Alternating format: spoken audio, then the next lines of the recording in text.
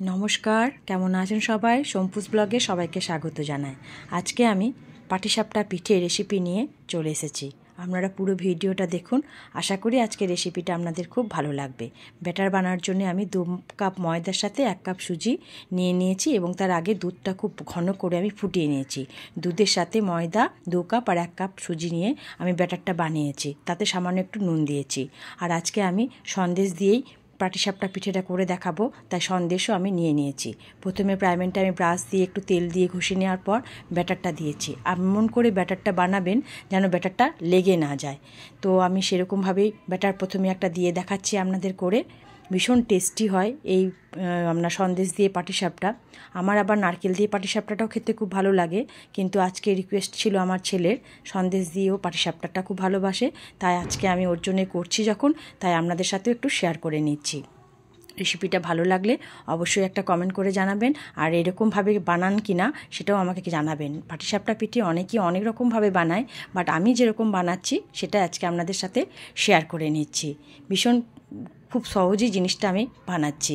অনেকেই দেখবেন পাটিসাপটা পিঠের সাথে হয় চিনি গুলি দেয়, নাহলে গুড়টাকেও গলিয়ে দেয়, সেটা খুবই মিষ্টি মিষ্টি হয়, কিন্তু আমি এখানে সেই রকম কিছু করছি না।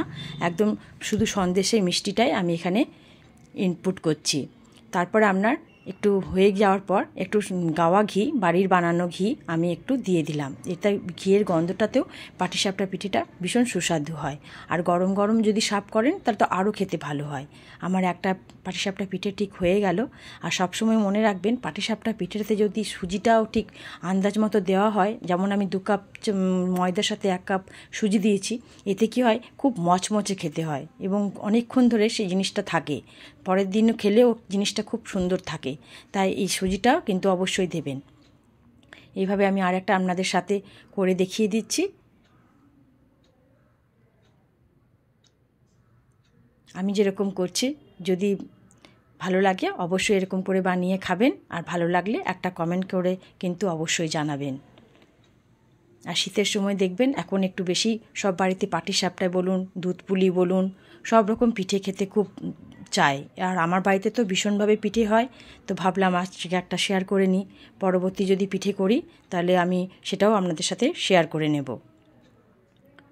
একদম লাল করে ভেজে নিলে মচমচে হয়, খেতে খুব সুন্দর হয়। হয়ে গিয়েছে।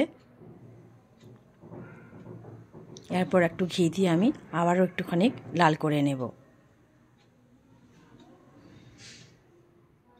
এরকম পাটিসাপটা পিঠে কিন্তু অনেক মেলাতেও কিন্তু বিক্রি হয়, দেখবেন সেগুলোও খেতে কিন্তু দুর্দান্ত হয়।